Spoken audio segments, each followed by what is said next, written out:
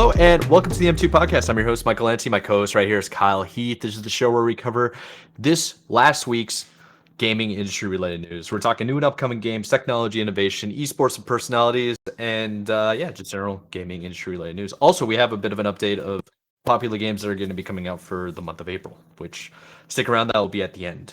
Without further ado, Kyle, what have you been up to, man? Have you been gaming? Have you been grinding? Dude. What are you doing? There was one game I played this week, and you know what? I didn't expect to be playing that game. But what could that possibly be? I was like talking with some friends. There's a new installment coming out of this game soon, and so we were like, let's hop on the old one because they added a old mode that we really liked playing. I checked my Steam kind of like when I last played it, and it was like April 3rd, like literally a year ago from today was when last time I played it. Wow. And I was like, it's really been that long. Like it's been a year to the T. So that game was the battleground of the god Smite, baby. Dude, you used to grind Smite. Now that I think about it. Early last year, dude. Yeah, I was like super into it. Heck but yeah, dude, I don't know. Like it's just one of those things. Like I had my kind of stint with it, and then we just like were like, yeah, I'm good. And I kind of just like didn't play it.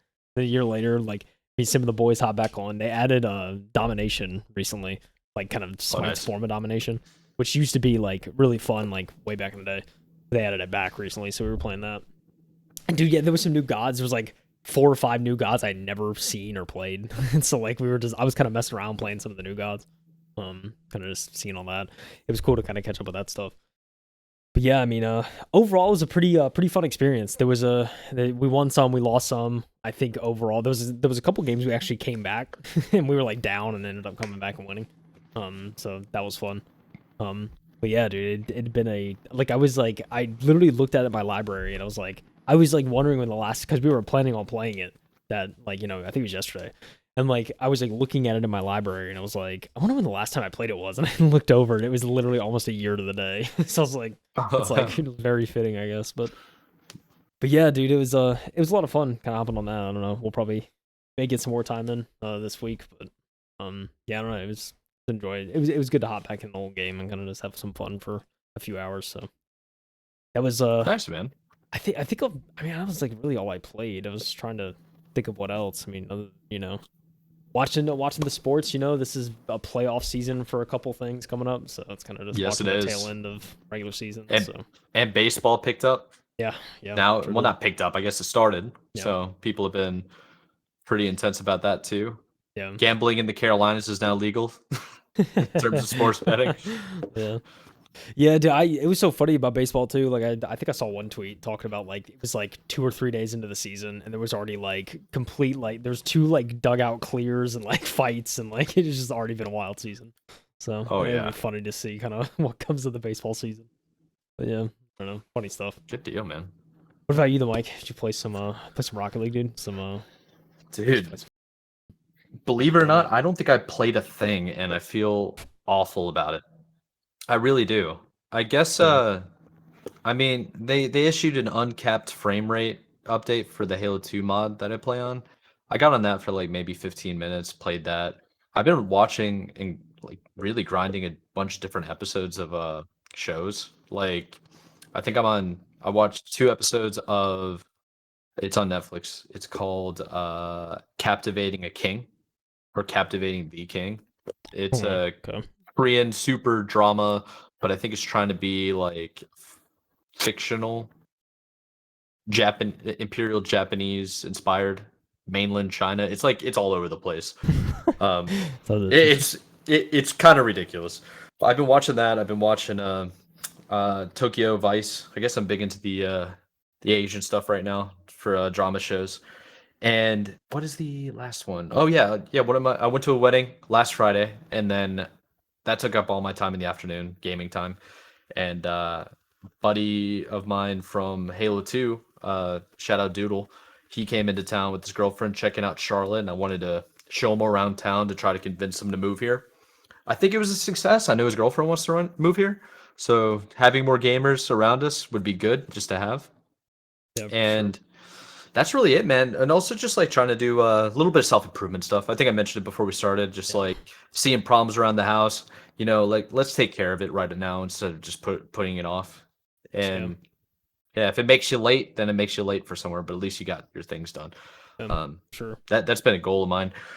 And briefly mentioned you might have an opportunity to do some type of producing or casting for some local esports. So if that ends up coming to fruition, I'll definitely bring it up again and try to get more details to maybe promote a little bit so people can check it out. Yeah, I saw some of those tweets. It sounds like could be a good time. So Yeah, it definitely sounds promising. It's a I've been talking, I think you even know this. I've been talking about how I've been wanting an esports team and I've been wanting more esports in general, just local lands in Charlotte. We have the infrastructure for it. There's a huge population of people here and there's a lot of like really good gamers from the Carolinas and Virginia in particular. And that's like an easy drive to Charlotte. So yeah, having more and more things happen like that would be very nice. yeah, very cool. Yeah, dude. I mean, I feel like we're both on like kind of a self improvement thing. So it's We are, dude. we're both kind of going through that. Yeah. Especially the past like 6 or so months for me have been like a lot of growth. So That's yeah, good, dude, man. it's that I'm time, glad dude, to I'm yeah. glad to hear that. Yeah, Yeah. dude. Shout out to you, dude, because you've been absolutely crushing the shorts. I know I've been mentioning it every so often, but it's very nice to see. Like I haven't had a chance to really do it, and honestly, you're a heck of a lot more talented than I am yeah, it's when it comes to shorts. So yeah, like I've been getting good about just scheduling it, like just sitting down and doing batches so I can like schedule out Mhm. ahead kind of thing. Yeah. Cause like like if I'm being honest, like I was I already hit like a point or two where I was like, dude, I really don't want to make it short. Like I just like it just wasn't like I just Yeah. didn't feel inspired and I was kind of just like I just don't want to do this, but like I'm just I trying get that totally. I've been kind of like digging deep and like I feel really good after I do make like a couple of them and it's like okay, we got that done. Kind of like you were saying, like just like kind of there's moments where I'm just having to kind of push through it kind of thing and just do it. Yeah. And It's I like a discipline thing. yeah, it really is. Yeah, and it's like so there's been a couple of that, but I think it's also just like it's like at the end of the day, kind of trying to remind myself of like where we want to take the show and like we want to grow the audience.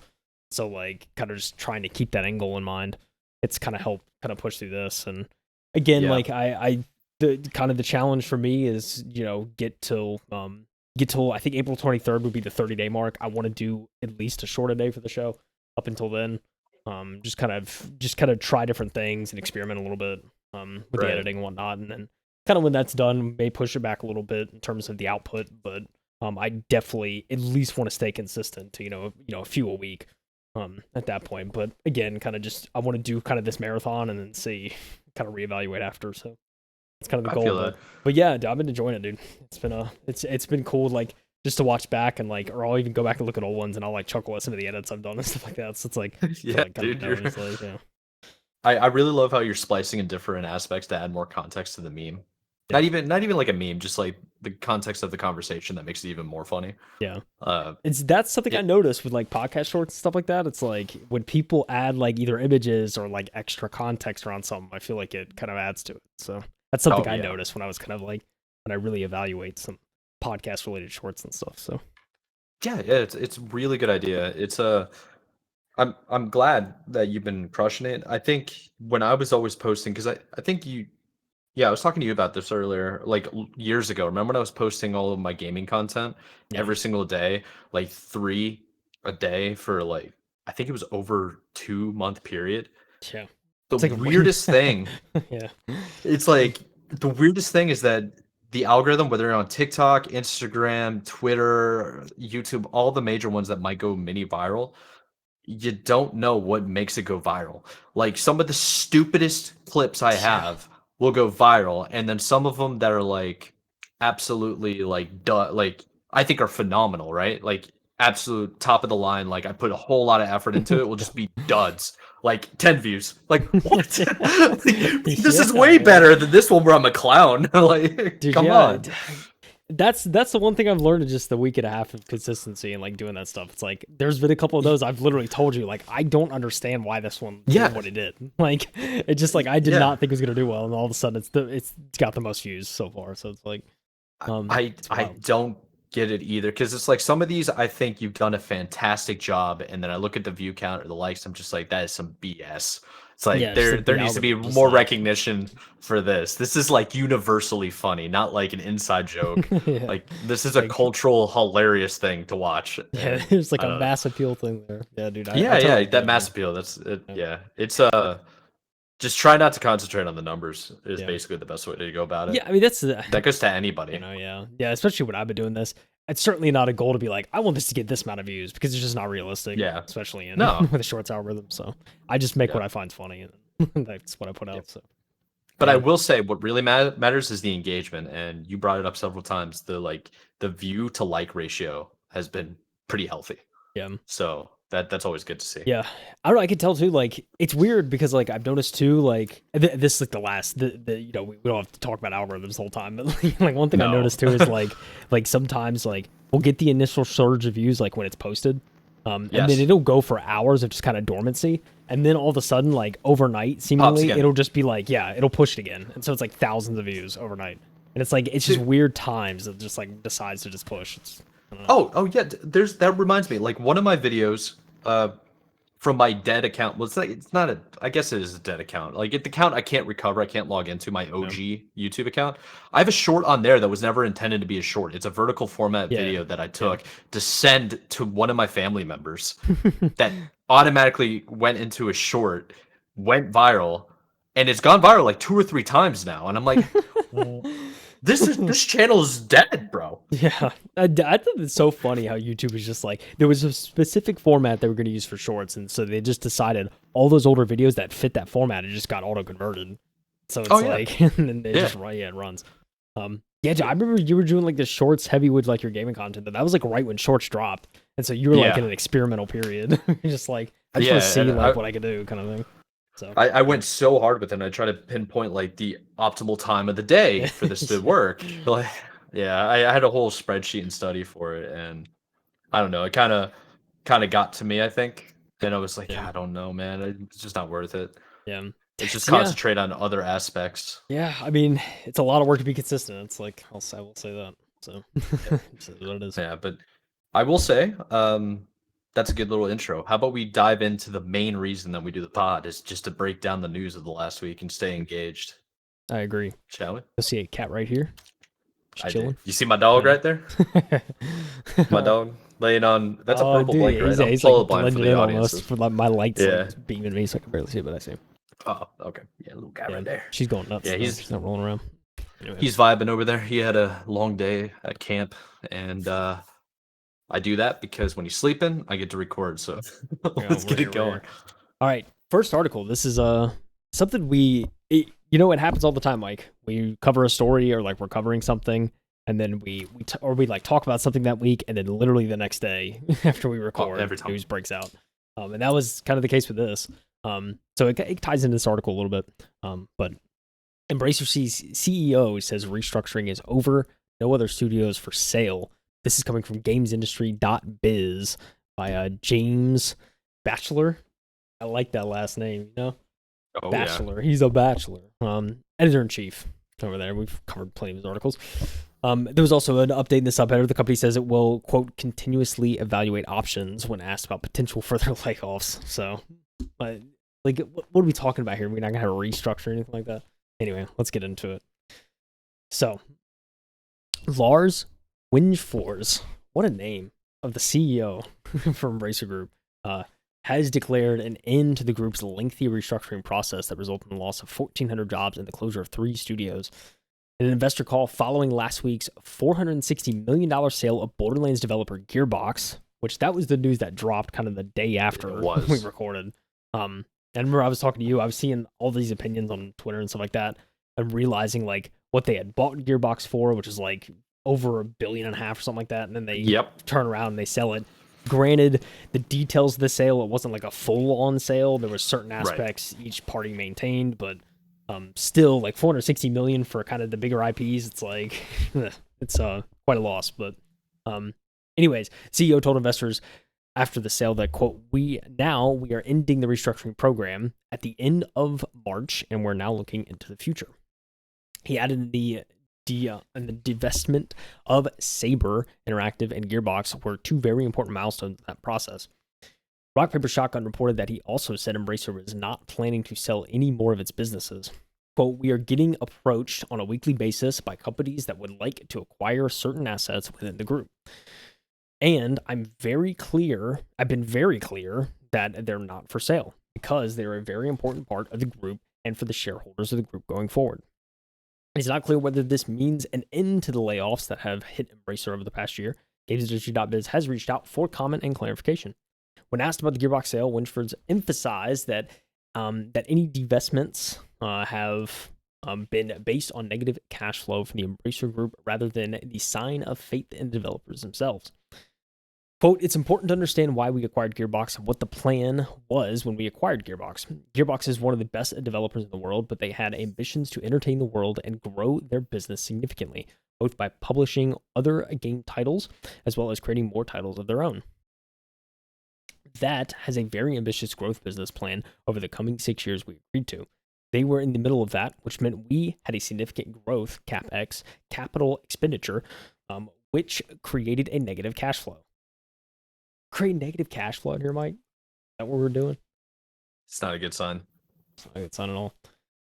Quote, it also added a lot of business risk into the pipeline. Because, yes, they had a lot of good success with Borderlands, but obviously we had a number of titles that were not been released yet and not been proven yet. Now, in the current environment, we decided this is the best outcome because we needed to reduce our CapEx significantly and reduce our business risk. We're not making this deal because we're unhappy with the development team at Gearbox, but in this current environment, this is absolutely the right decision for us to take. So, we don't hate them, Mike, but, the economy, Mike? Yeah, that's such a thing to say. Yeah, well, the economy, It's like, the current stipulations of the industry at large. So annoying. Oh, man. He continues. But it's true. The news says, going forward, Wingefors said Embracer would like to focus around IPs and projects where we capture most of the economic upside when we deploy capital and our most valuable assets, meaning our game developers. Finally, Rock Paper Shotgun reported that Wingefors dismissed the idea of Embracer would resume its aggressive M&A strategy anytime soon. I think it's way too early to start talking about restarting the M&A engines again. Now we are in the late phases of the consideration into the future of the group, and that's our highest focus and priority.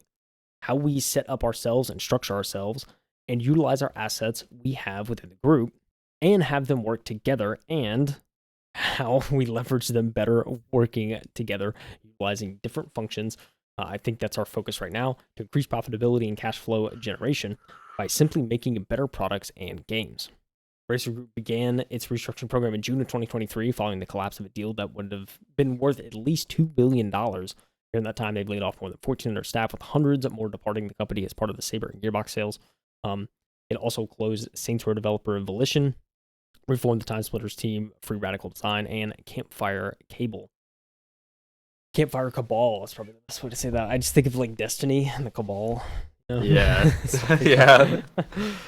That leaves the group with 111 internal game development studios, plus dozens more businesses across other operating groups, such as Tabletop Specialist, Asmodee, and comics publisher Dark Horse. In total, remaining headcount is over 12K.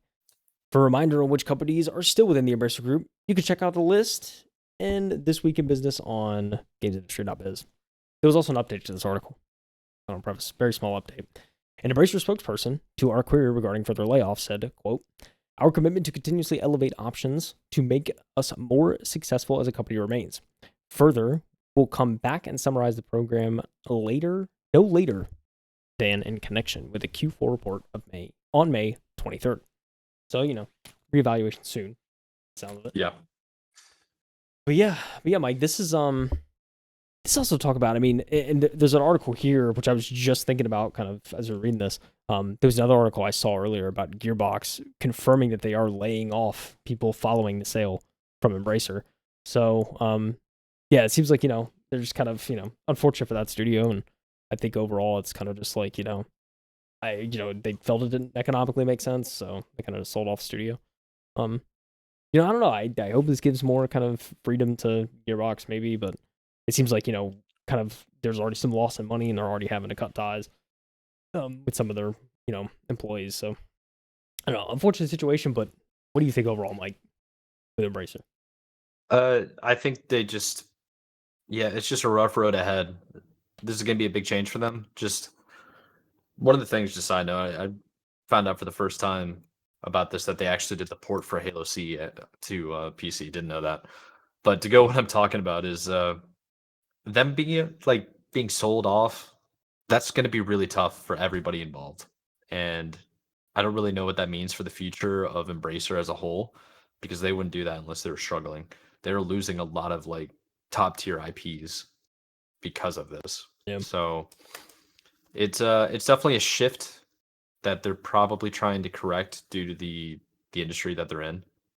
Um, and it's just we're talking about a lot of people that are involved in this, like the employees, just 1,500 alone at Gearbox, and then there's another 12,000 in total at Embracer. So yeah, they got to figure out what they're gonna do going forward, and there's probably gonna be a lot of changes and a lot of things to report on this year alone, just for Embracer. Yeah. Yeah, for sure. It's yeah, I mean it's I think overall kind of a interesting scenario. It really just shows kind of with that deal fell through with, I think it was like a Saudi partner. It was later It reported. was, yeah. Um Yeah, Saudis have been pulling out of a lot of projects recently, yeah. worldwide. That doesn't have to do with anything in like gaming. Just they've like taken out a lot of funding worldwide in a lot of different governments and a lot of different industries. So maybe they're even feeling it. Yeah, Who maybe. knows? Yeah, I mean it was a $2 billion deal, which I think, arguably probably could have saved a bunch of these layoffs, right? Maybe Oh, prevented for them. sure. Yeah. Yeah. So kind of this is what it is. I think kind of after that fell through, it's like, well, we need to start burning boats, I guess. It's just like Yeah. whatever. Um, yeah, I don't know. It's unfortunate stuff, but I can only be optimistic and hope that this helps at least Gearbox kind of restructure and kind of get their footing again.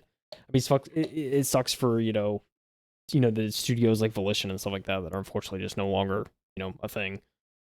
Yeah. I will say Saints Row, the reboot that came out in Yeah, I know your 22, it was feelings. yeah, I've spoken on it before, but it's just, yeah, it's unfortunate stuff I think overall, but yeah, yeah, I mean, we'll see. Kind of, it'd be interesting to see kind of updates, I guess, after May comes and goes, and see if there's anything new to report. But I don't know. I have a feeling, at least for next couple months, it'll probably be fairly quiet for Embracer. Now that we've kind of Yeah, I gotten think this so. piece out, so Yeah, I think it's just a follow up to add more context to what we heard about last year or last week, because we literally, I think we reported on how Embracer was thinking about selling Gearbox and Borderlands just in yeah, general, but they never really confirmed it. And then literally the next day, it was yeah, like, oh yeah, this is happening. The whole just kidding, yeah. studio, because It was I think like, it was yeah, just the IP that we were worried about, yeah, but no, it's the whole studio.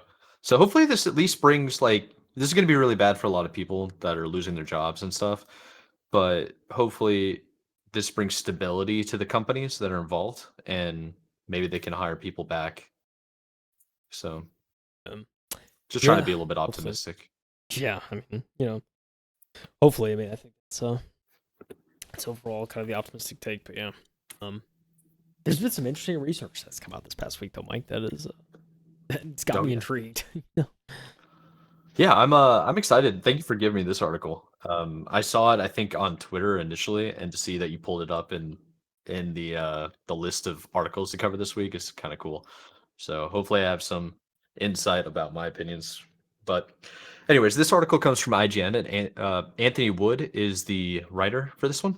So the title of the article is "The ability to see the world at a higher frame rate could give some gamers an edge, though further research is needed to prove it.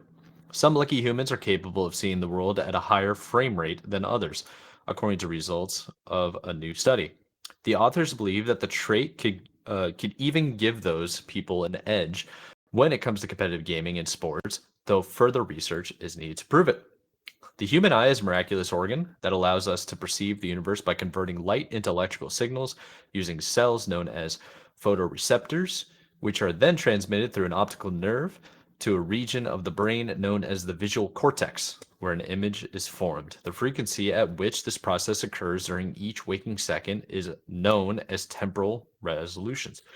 Were you expecting a biology and anatomy lesson here? I was not a little caught off, a little caught off guard. Yeah, some of this I actually know because little little bit of a story is I know people that overclock their controllers and they try to get the fastest response time, best like half a millisecond or whatever monitor, the highest or the best keyboard and mouse controllers, all this other types of crap, when really they should be focusing on your own physical reaction time and coordination skill, because that's going to matter more. When you're talking about like less than 200 milliseconds, it doesn't really matter. Yeah. Like you should probably focus more on doing like Formula. If you're an FPS shooter, it's like try to do Formula One, um, like training exercises that they do for reaction time. Okay. Okay. You know, instead of just like let's overclock our controller, like for what, to get what, like 100 milliseconds faster. Do you know how insignificant 100 milliseconds is? That's nothing. Dude, you can't measure that in like a physical term. Coach Mike, I mean, you dude. Coach Mike. You know, just saying, teach him better. literal. Yeah. But hopefully this article goes into, that's kind of why I'm excited about the article right there. A little bit of context. Let's continue on. According to the results of a new study published by Journal Plus One or PLOS One, Plus. PLOS One, some people see the world around us at a higher temporal resolution when compared to other humans.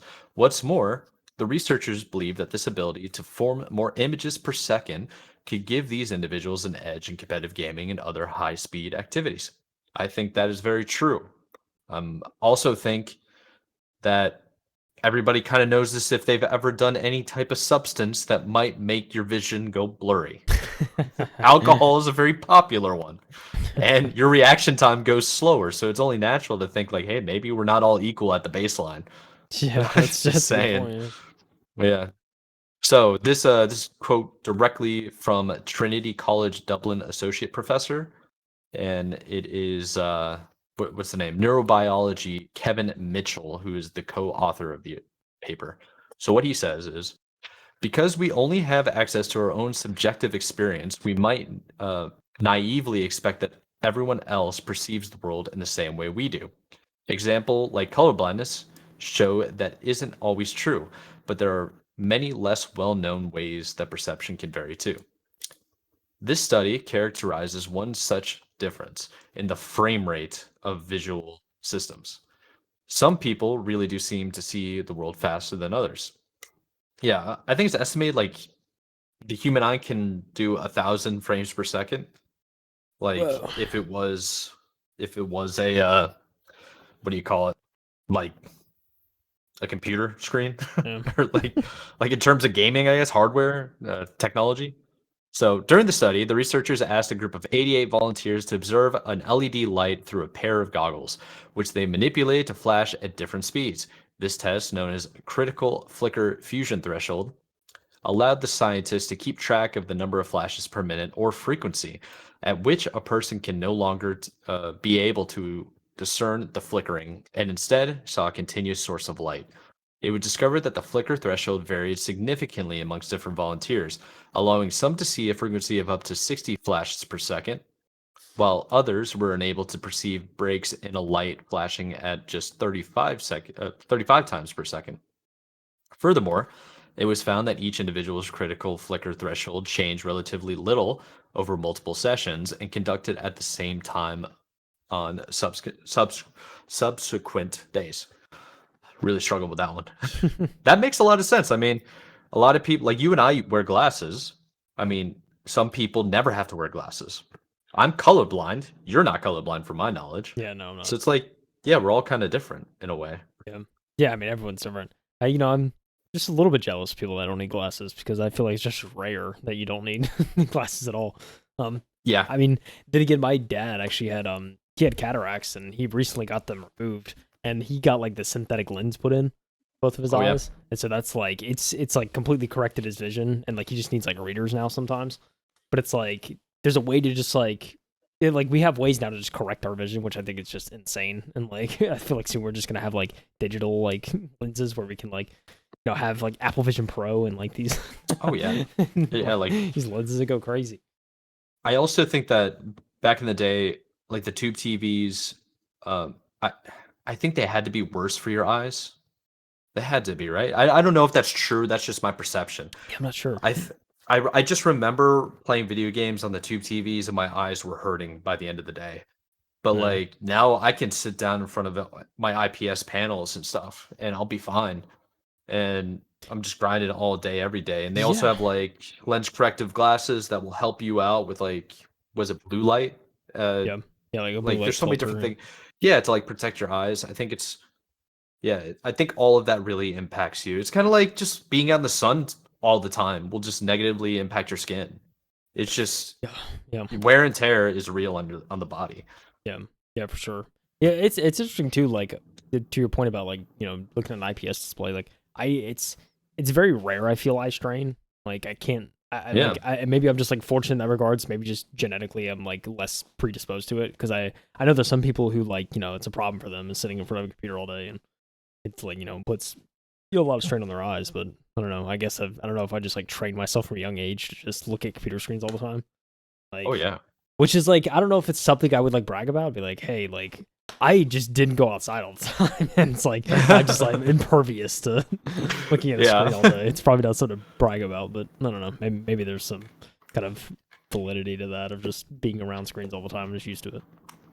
Yeah, there's also just other aspects of it too. You might have circumstantial like health things that happen to you. I think the pressure in your eye will change based on different factors of your day or like what you might eat possibly. I'm not an optometrist, but that's Yeah. my interpretation of what it could be. Or stress is a major factor. Like back in the day, what was it, 2 years ago? I was heavy with stress to the point that I got macular edema and I was losing vision in my eyes. Dude, that's Be- that's scary because stuff. it like that's just what happened. So having different what does it say? Furthermore, it was found that each individual's critical flicker threshold changed relatively little over multiple sessions conducted at the same time on subsequent days. So it's like, okay, so they're trying to find consistency. I wonder why that is. Yeah. I wonder if there's any like they obviously need to do more tests. I mean, it's a Yeah. science experiment at the end of the day. Yeah. I So mean, the consistency thing, I the way I interpret it, it's very much like they want to determine if it's actually a thing where one person has a higher frame rate detection yeah, than someone else. So they want to probably try and keep a lot of the control variables the same. And then just kind of of course. give the same scenarios on subsequent days, give some time in between. So it's not like if someone's like getting stressed that day or they're like they have a lot of strain or something like that. I think they want to kind of keep that consistency because it would prove that, hey, there's some validity behind the fact that people can see frame rates differently. So it's like, I think it's the way I interpret it is trying to keep that as similar as possible kind of across different days so that, there's Yeah. consistency there. I wonder if it's a psychological thing too, you Yeah. know? Yeah. I mean, it Just could be. like thinking and seeing things at a high frame rate. Like when we play video games, we go over like 300 frames per second. We might be able to see or notice that more because you kind of like adapted to it. Yeah. I would Yeah. imagine. Yeah. I mean, Uh, like the 60 to 144 or 144 to 240. It's like, oh, I can notice that for sure. I can notice 120 to 144 yeah. for sure. Yeah, I mean, I Yeah, dude, like for me, I eventually I want to get like 240, or I think by the time I get a new monitor, it's 360 is probably going to the standard. yeah, So like I'll probably for end up sure. getting 360. Or I don't know, 500. We talked about a 500 hertz monitor like it was a year or two ago. Oh yeah. Something like Oh, that. they exist. That's the Yeah, thing. It's just like, is it worth it right yet? Like right now, like can yeah. the GPUs do that? Most games probably not, As- right? no, Yeah. most games probably not, but there are definitely a few where you're like, okay, drop all the settings to low, and all of a sudden you're over 1,000. Now So, you don't CS2, need that. you need 1,000. You can get 1,000 frames in CS2 probably. Probably. Yeah. Yeah. All right, so let's continue on. So the other quote here is from the co-author and PhD candidate Clinton Harlem, and at the same college, Trinity. I'm struggling with words right now. Sorry, Trinity College Dublin. So the quote goes, "We don't yet know how this variation in visual temporal resolution might affect our day-to-day lives, but we believe that individual differences in perceptions, individual differences in perception speed might become apparent in high-speed situations where one might need to locate or track fast-moving objects, such as in ball sports, or in situations where visual scenes change rapidly, such as competitive gaming." Nice. All right, let's continue on. So the variation in images per second detected by the human volunteers is somewhat similar to those seen in the eyes of closely related members in the animal kingdom, wherein one of the species has developed separately to hunt faster moving prey compared to others. And same, okay, another quote from Harlem. Uh, this suggests this suggests that some people may have an advantage over others before they have even picked up the racket and hit a tennis ball or grabbed a controller and jumped into a fantasy world online. In the wake of a study, a number of gamers and some experts on the subject matter took to social media to share their thoughts on the research into temporal resolution and how it could affect a person's ability to detect or deal with different frame rates. So I'm curious, do you think we should go into other people's takes? Because it just seems like we're throwing Twitter quotes out there. Yeah, I mean that's kind of what it seems like from what I'm reading, for the most part. I think the overall sentiment I'm seeing though in all of these is like, um, it's like fascinating to think that this could be a thing because like I'm sure there's theories people had in the past of like I just feel like I just like or maybe they feel like they see things more clearly than other people and there could be why some people are just maybe more naturally kind of gifted at one thing versus another, like gaming or something like that. There could be kind of so to think that there could be extra things there, and there could be extra barriers there. I think certainly would make sense. I think in some cases, and that kind of seems to be what the general sentiment is definitely fascinating stuff that we're kind of hearing that there could be something there, and I think more research for this. I mean, it seems like a lot of people are interested in it. I'm certainly interested to hear more about it, but yeah, if this is actually a thing, I think it'd be interesting to know. And like, I don't know, it could be something maybe people could like, they could find ways to test themselves at home to see what their like threshold is, I guess. Be kind of a way to kind of be something interesting to check. But man, I don't know. I think it's really fascinating. I think it's plausible. I'd be curious to see more research. Yeah, yeah, I think that's fair. I think I I don't know if it's necessarily a physical thing where like whether or not your eyes can actually see a higher frame rate or not, or if it's more of a mental thing where you're trying to concentrate it and like filter through the information that you take in. Because it's like when you're looking at something, you're taking in a bunch of information, no different than being at like a really, really crowded mall, even though those don't really exist anymore, or like a concert or festival. It's like there's a lot of things going on, but you can kind of focus on what's important, you know? Yeah, It's like if you and I are in a very crowded room with a lot of people and they're all talking, having their own conversations, but you and I want to have a separate conversation about like something important, then we'll focus in on that and we can kind of mute out everything behind us. It's yeah, like those things behind us don't matter. Like you hear it, but it turns into a white noise. yeah, for You sure. know, I think that could be the same thing with visual stimuli as well. Yeah, yeah. I mean, it's an interesting theory. I mean, it's like and to like further prove that, like your kind of theory on the sound. I mean, you hear about like like NFL football players all the time, and they say that when they're on the field, they're in the game. They know there's Oh, a that's crowd all they care there, but about. it's like they're not focused They on it, don't. right? It's just like No. they're able to tune it out. So Yeah. yeah, They talk about it so often. They literally don't even notice. yeah, it's just like you're just playing the game. Um, Yeah. but yeah, no, I think there's certainly yeah, I would agree with that. I think to a certain extent that could translate visually too. Um, Yep. and, There's just a keeping an eye on different things on your screen and stuff like that, and being able to focus in. Yeah, I think it's definitely a thing. For sure. There's one thing I want to add right before we go, and it has to do with this random comment that's on this IGN article. And he mentions, I assume it's a he, but he basically says that you can find examples in films where they'll splice in a single frame or an image, and then the audience won't see it until they watch it the second time. Oh yeah, it's like missed And sometimes by people. yeah, Yeah, yeah, it's a very like he mentions Fight Club. Have you seen Fight Club? I yeah, mean, the like whenever Tyler or Tyler whatever is Durden. like, yeah, you see, yeah, I remember seeing that. I noticed that the first time I watched it. I was like, what was that? And then like I looked it up later, and I was like, oh, that was intentional. It's like it's really Yeah, weird. like a lot of people don't see that though. Yeah, And that's not the only movie that has done that. But they'll just splice it in. There's a lot of yeah, movies like horror, they'll splice in like a single frame or like a half a frame where like yeah, something will peek up and people don't understand why they get a little bit more like anxious. It's not like afraid, it's an anxiety that starts coming up yeah, because like their consciousness saw it, but they don't register what it was.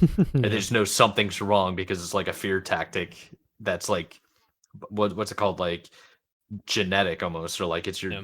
Like genes, it's in your innate, I DNA. don't know. Yeah, Yeah, innate. Yeah, it's like well, instinctual is yeah, probably yeah, the best okay, way yeah, to say it. It's Yeah. just like a fear that people would have, and it creates anxiety in the horror. And then when the actual monster comes out, or whatever's supposed to be the frightening thing in the movie, it's like extra Yeah, it's intense. that much impactful. Yeah, it's way more Yeah, impactful. Yeah. they do the same thing with music, but that's the beauty of cinema. And yeah, I think enough rambling on. Really, it's just I don't know. I've once heard that you can see up to 1,000 frames per second. That has a lot to do, I think, with like concentration. But it's good to see that people are studying specifically the competitive gaming route of how like the frame rate, if you want to call Yeah. that what Yeah, it is. if you have that natural kind of gift of seeing it, if this is true, I mean, it seems like Yeah, it's starting to point in that direction. But yeah, definitely more research required. yeah. It's too Very interesting anecdotal. article though. It's too Very anecdotal. interesting Yeah, article. yeah, Let's jump on to the next one. We're going to talk a little bit more about, I guess, government regulations in a way. yeah, yeah. Well, we have an update. We did the. Yes, we do. I should have checked the episode we originally posted this on. I think it was like sometime in June or July. It was like middle of the year last year. Yeah, it was. But this was there was a time when the ESRB was considering and playing around with the idea of adding some sort of facial recognition to verify age when you go to buy a game. Well, the U.S. government has blocked age estimation technology that would have analyzed faces eye to eye. This is coming from Eurogamer. Tom Phillips, editor-in-chief, reporting on this one. The U.S. FTC has blocked plans to introduce privacy-protected facial age estimation technology, which would have analyzed the geometry of a user's face to determine their age. An application to use this technology had been submitted in July of last year, so okay, estimation was right, by the Entertainment Software Rating Board, or ESRB. UK-based identity software firm Yoti and youth marketing company Super Awesome, previously a part of Fortnite maker Epic Games. Technology has been designed to enforce the Children's Online Privacy Protection Rule, or COPPA, which requires parental consent to be given for any online service likely to engage with users under the age of 13. The FTC's decision to deny the application to add facial age estimation technology as a new COPPA parental consent method was unanimous, though without prejudice. So a request to use the technology could be submitted again in the future, and the FTC itself has not ruled on its merits one way or the other. A statement shared with Eurogamer last year, the ESRB said the technology had been designed to be used by adults seeking to give parental permissions rather than children themselves. There's actually a typo in themselves too. He forgot the first E. I just seen someone got to point out. First and foremost, this application is not to authorize the use of this technology with children. Full stop. Nor does the software take and store selfies of users or attempt to confirm the identity of users, an ESRB spokesperson told Eurogamer. Furthermore, this application makes no mention of using age estimation to prevent children from purchasing and or downloading restrictive rated video games, nor do we intend to recommend its use in that way. Photographic imagery would not have been taken or stored, and there would be no attempt to identify anybody using facial recognition algorithms, the ESRB had said. It's unclear if and when the ESRB and others might resubmit the technology for review in the future. It's unclear, Mike. It's unclear. But what is clear is not today. Not today, Satan. Not today. Yeah, I mean, I think my original take, if I remember correctly, was this was not going to pass because it's like, how are you gonna analyze an under 13 person whether or not they're old enough? That's kind of weird. Yeah, Please it's don't like, do that. I mean, and this is the thing, like, you can say, these companies can sit there and say they're not going to store our data all day, every day. But, They're gonna like, save it. They're gonna save it. why would they not? You know what I'm saying? I think there's a lot of benefit in that could be squeezed and reamed out. I don't know. It's like just the ESRB saying, yeah, we're not going to store your stuff. Like, it's hard for me to trust any tech company. And I know ESRB is technically not like a tech company, but like, they're utilizing these technologies to for this sort of like age verification. So yeah, it's like, I obviously take like statements like that with a grain of salt, but yeah, I don't know. I mean, it's the FTC's already like blocked it once. Unless they like severely adjust their proposal, I feel like it may be rather difficult for them to try and pass this. But I don't know. Mike. Dude, do you want them to scan your face? Or is it No, just is it just me that doesn't want it? I don't know. No, I never do the facial recognition stuff. Although, like, government technology, they have it in every major sports arena in the United States, every airport, every public transit system, whatever. They have that. Every single one of those cameras, a lot of major cities. So it's kind of inevitable in a lot of ways. I don't think it necessarily should be okay for businesses to do it though. Like Yeah. product placement to verify that somebody's old enough. Imagine walking into an ABC store and they're just like, nah, get out. You look Like I like you're got an 12. ID. Get out. Yeah. Yeah. Especially because it's like you can kind of alter people's faces, you know. You see it every Yeah. day in social media, specifically Instagram. Yeah. I don't know. You're not really faking that you're under the age of 13, but you I know, mean, yeah. You like you could face tune your face to look younger. I don't no know. filters. I'm sure you did probably like what you probably have to just do a raw photo directly, but um, Oh yeah.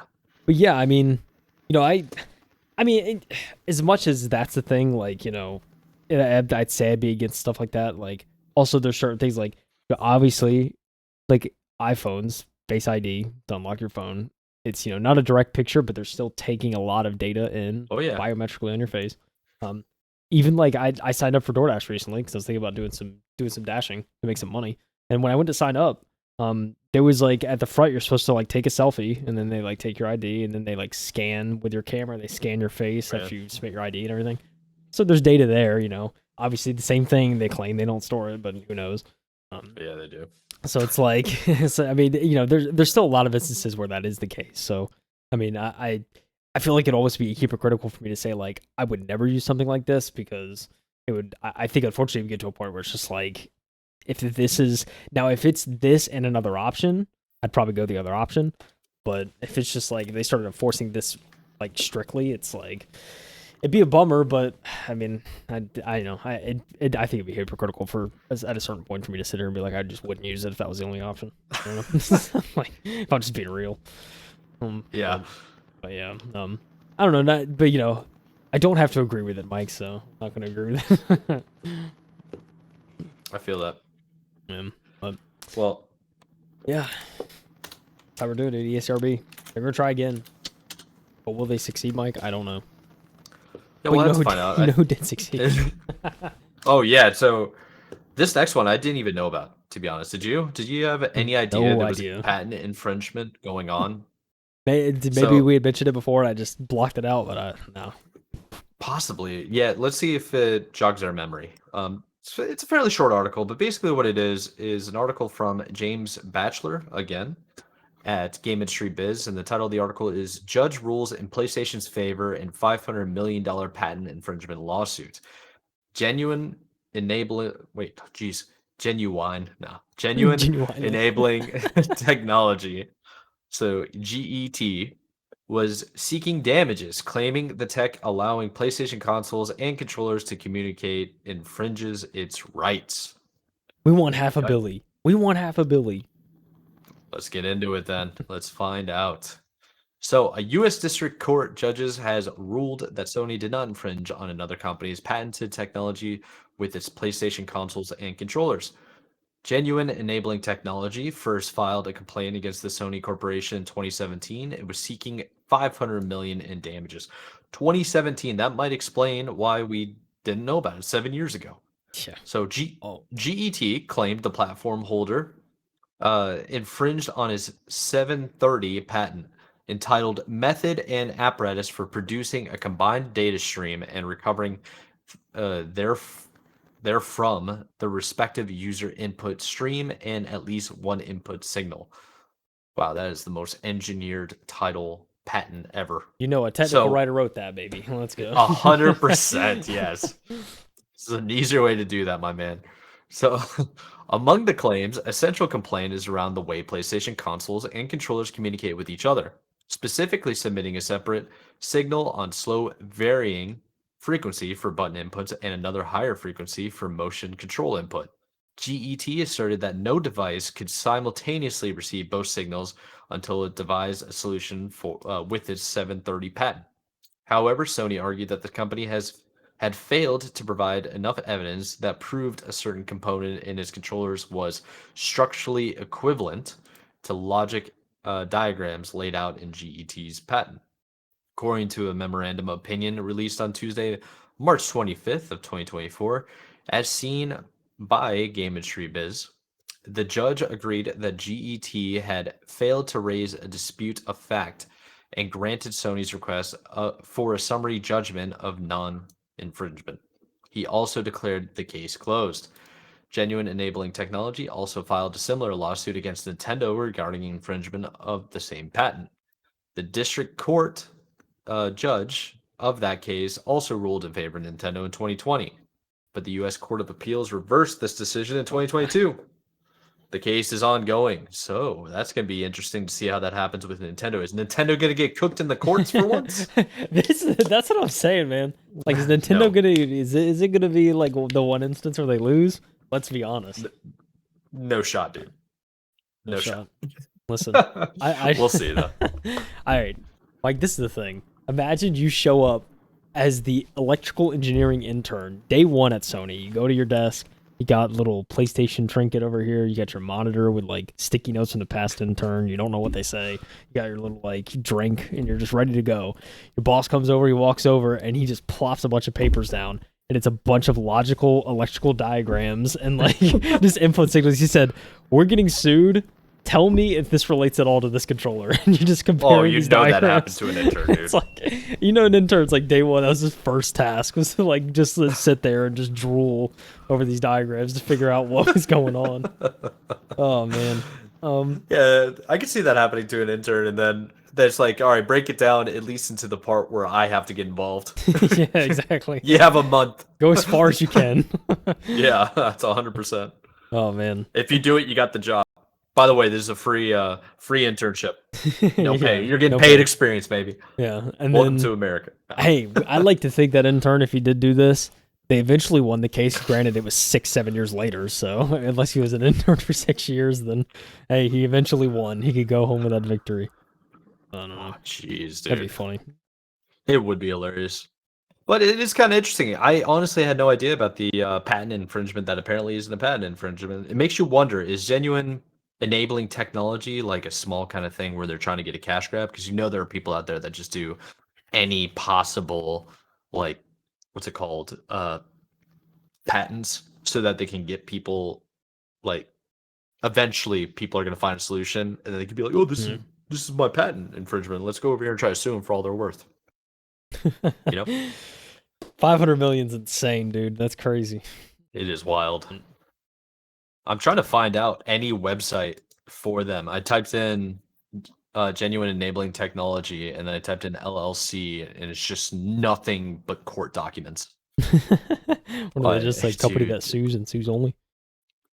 I don't know, man. It could be a scam, could not be. I don't know. But it is kind of interesting that they sued both Sony and Nintendo. I wonder if they sued Xbox. There was no mention of Xbox, so I'll leave them alone. They're working on Game Pass. I'm sure this isn't gonna be the last time we hear about it, because if Nintendo is involved in a lawsuit, it always hits our channel, it seems like. Yeah, is it cynical to think that one day I'm just like, Nintendo pays up a little bit. Like, it doesn't have to be a lot, but just maybe something minor. And they just have to like pay a little bit when they give up. It's not gonna happen, but like, just think about it. No shot. Oh man. No shot, man. But that's all I got really for this little interesting lawsuit. I guess the next one is something you're most interested in. Oh yeah. Saving it for the last. Yeah.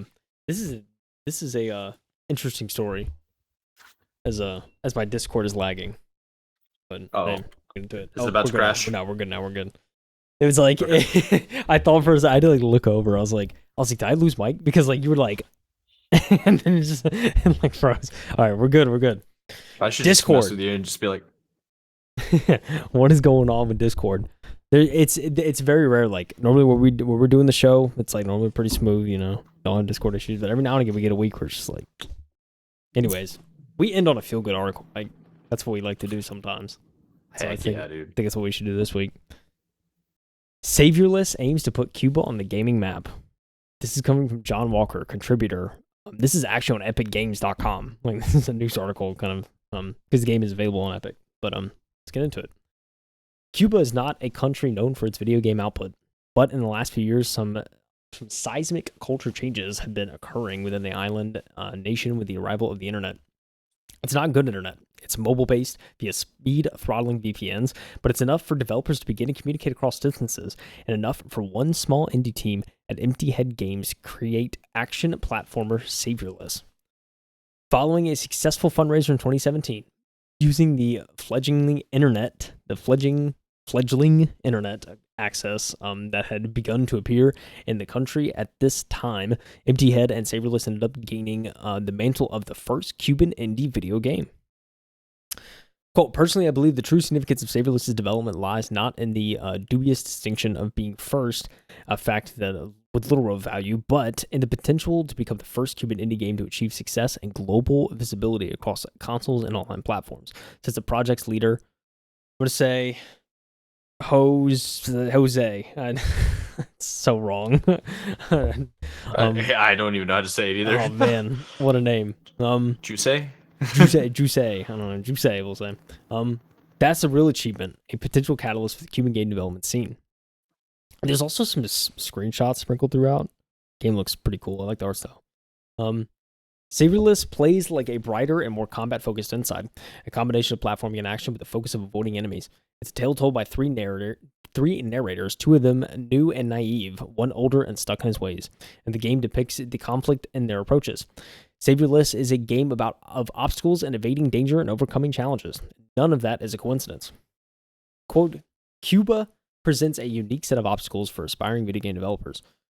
Jose tells us, unlike many other countries, there's no established industry to learn from or draw upon for inspiration. The social reality adds another layer of difficulty. Limited resources, infrastructure, and a precarious economic situation make development a constant uphill battle.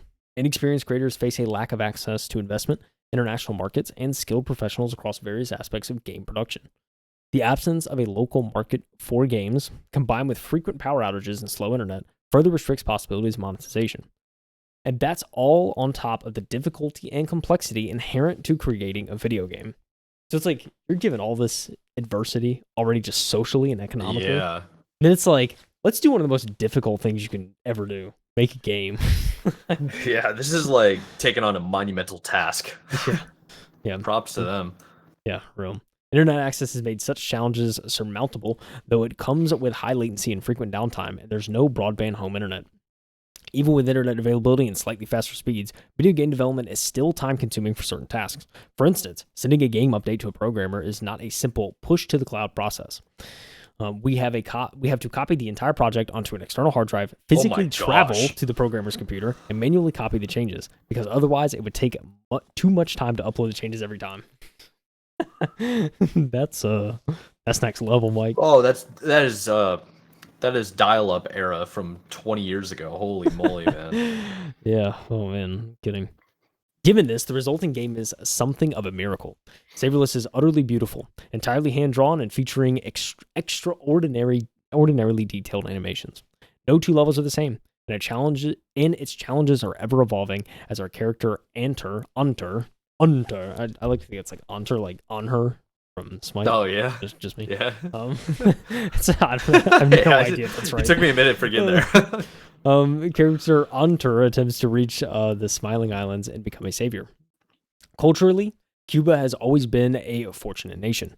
Throughout history, we've produced top-tier artists in nearly every art form: dance, music, visual arts, literature, contributing references of global importance to the ever-selective record of world art. This rich 5-century-old cultural heritage we inherit fuels our dreams, even as independent developers confined to a limited space of someday achieving similar heights with our work. While Saviorless is a team effort, Jose, I don't like even want to try his last name. Pagliari is probably close. I think it's pretty close. Pagliari might be the best way to go about Pagliari, yeah. I'll say Pagliari. Pagliari certainly brings a lot of talent to the table. He has a degree in fine arts, has trained in animation, and has worked with sculpture, literature, music, and audiovisual production. In fact, he was the founder of the infamous Cuban music collective. Do I try to speak Spanish? Tierra Dorada. La Tierra Dorada de Papay. Oh, Let's so see. sorry. Hold on. I might be able to get this. Oh, Nope. I don't have Okay, I well, was trying to get the anyways, audio. we continue. It has, however, taken a lot longer than planned. During the initial 2017 fundraising campaign, Saviorless has targeted it was targeting a 2018 release. 2017, 2018. Check your nearest calendar, and you notice that it's no longer 2018. So what Yeah. happened? Let's see what happened. Our inexperience combined with the challenges of developing a Cuba and a bit of bad luck all contributed to the delay. Pagliari said, with refreshing frankness. But a bit of bad luck is really underplaying it. In 2017, the USA closed its Cuban embassy following claims of mysterious illnesses among staff, making visa entry to the United States extremely difficult. The closure of the U.S. Embassy and the subsequent expulsion of Invaders Foundation, a not-for-profit that promoted Cuban projects in the USA, left Saviorless without access to foreign funding, says Paligri.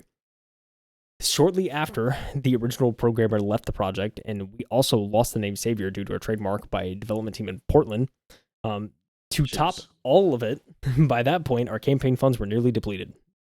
Late in the year, the small team, now joined by Davis Darius, made the difficult decision to scrap what they had so far and start over, now feeling far more cut off.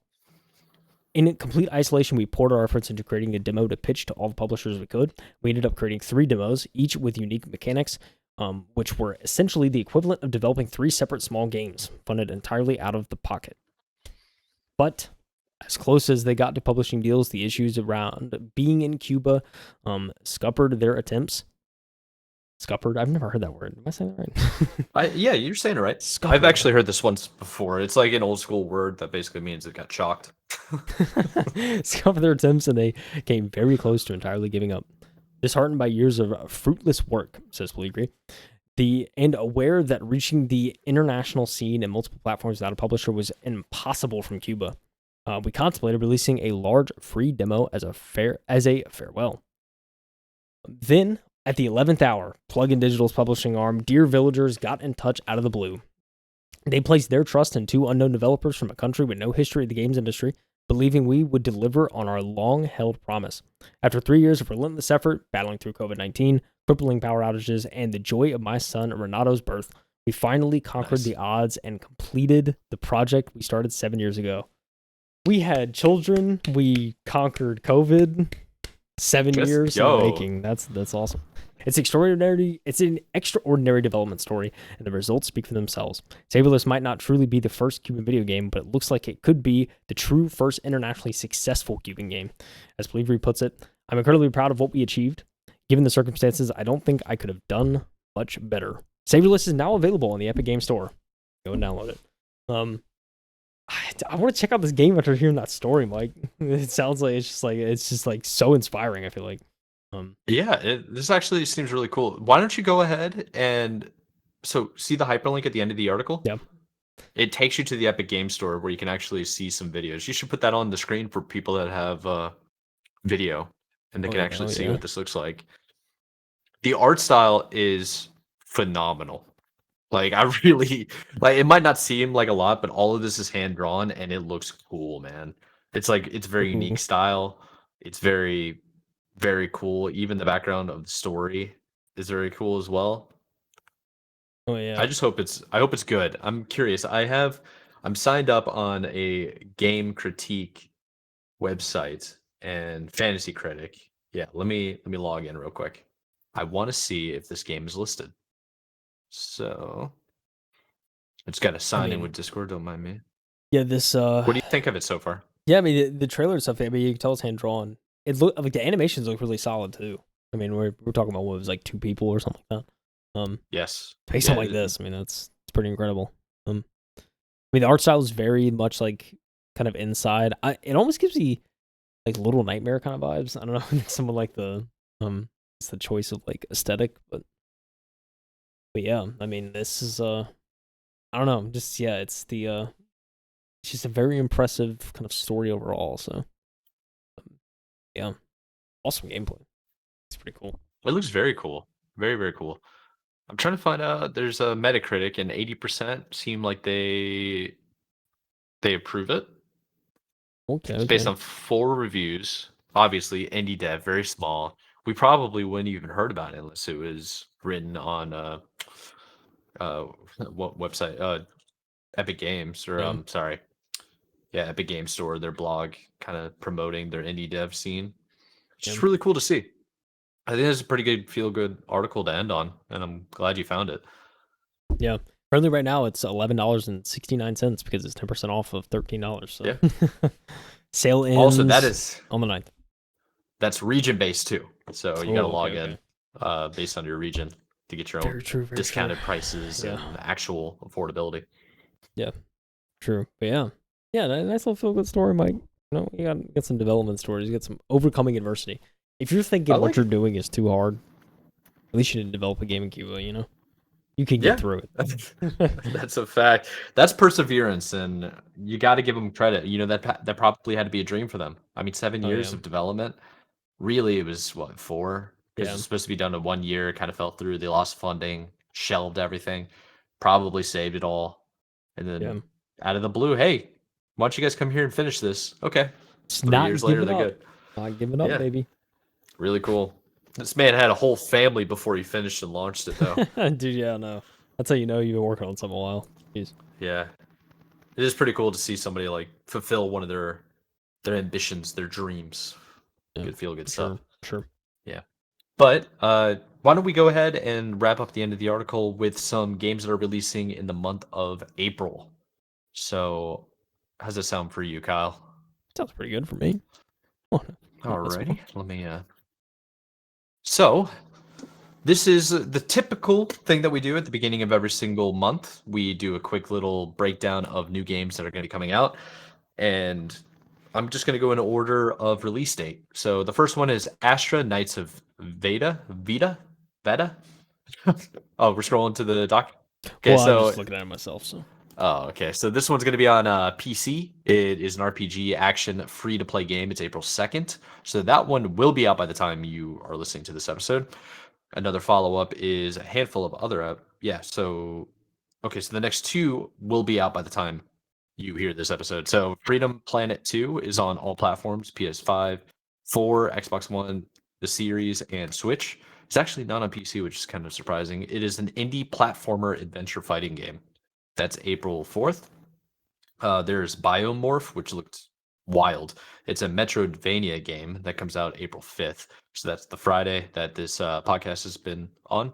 There's like a lot of indie games on this list, which is pretty cool to see. The next one is Children of the Sun. That is April 9th, 2024. That's on PC. You have also next week, April 16th, you have Europa. It's on PC. It's an indie adventure platformer game. Here's one of my personal watch list items. It's April 18th. It is No Rest for the Wicked. It's a PC, PS5, Xbox Series. And if I remember correctly, let me actually, I don't want to give any false information here. Let me search it up real quick. But it is an RPG action adventure game, like the many this month, it seems. But this one, like the art style just looked dark. It looked like vampire style. It's really cool art style and it has me interested. The story seems to be pretty good from the YouTube videos where they're teasing it. Another one that's coming out that has a good story, it seems, is Tales of Kenzera Zao. It is a Metroidvania game, April 23rd. It's on PC, Switch, Xbox Series, and PS5. If that one is the one where the creator made the game in honor of his father's passing. Oh, yeah, So yeah. you Yeah. remember that he basically he put himself within this universe in character, and you play as a grieving young man going into adulthood after losing his dad. Yeah. So here's another fun one coming up in April 25th. It is Another Crab's Treasure. It's an indie RPG and Dark Souls like. You might remember this one, I think, yeah, Kyle. it sounds familiar. This is this is the one where you end up playing as a crab. It's like anime style, and you pick up items on the seafloor to give yourself like shields and weapons, and then you fight bosses as you go across. It's very funny looking. Yeah. That's on PC, Switch, PS5, Xbox One, and Xbox Series X and S. The next one is the very next day. We have four coming out on April 26th. So at the end of the month, you have Manor Lords, which is a PC strategy game. That's kind of like a game where there's a little bit of a fight sequence. You kind of build up your village from like a little camp to like a big city or town in like medieval times. You build up a force and you go out and wage war if you want to, or like have a farm and pacifist lifestyle, whatever you want to do. Looks pretty interesting. Also, is Sandland that I actually don't know too much about Sandland. I tried to figure out what it was, and I was like, not exactly sure if I can give any comments. Yeah, but it's an RPG. It's an adventure shooter game. It's gonna be on all platforms, including PS4 and Xbox One. Well, it's not gonna be on Nintendo, so I kind of lied a little bit. But Stellar Blade, you might know about. That is an action adventure fighting game. It is only on PS5, and that is the one that had the Twitter round circling when they saw attractive women climbing ladders, and there were physics and geometry of bouncing. If that brings anything to mind. So it looks. I hear it's like highly rated. It looks pretty interesting, but a little bit sexualized content. Nothing wrong with that. Next one is same day. Again, it's all April 26th. Is Top Spin 2K25, and that's just a tennis sports simulation game. That's going to be out PC, PS4, 5, Xbox One, and Series. I didn't even know they still made Top Spin. Like, oh, yeah. I feel like I haven't seen a Top Spin in so long, but maybe I just haven't paid attention. I don't know. My personal favorite tennis like sports simulation game is Mario Tennis. Yeah, Mario Tennis. That's all I care about. That's all I want. Yep. The last thing we're going to finish off with at the end of the month, April 30th, you're going to get PS5 users. You're going to be able to play Sea of Thieves on the console. And if you don't play it, then you're missing out, because that game is amazing. It's a lot of fun. And I'll probably get on there because PlayStation, dude, you guys, this is how you guys play it. For the people in the video, you guys, I swear, you refuse to use the mic. You have your stupid mic on your controller and you talk like this into it. And it drives me insane, but I'm going to be on PC, and I'm going to be jacking all your stuff. I'm ruining first days. So you'll see me. I got gold beard, gold out, everything. There once was a man. So the sea, I forgot the lyrics. Soon may the Willerman come. I'm gonna just start singing like all these different shanties. Oh yo, Leafer, Johnny Leaver. Dude, that's like your favorite. That's my favorite Assassin's Creed 4. Oh my gosh, dude, it's so good.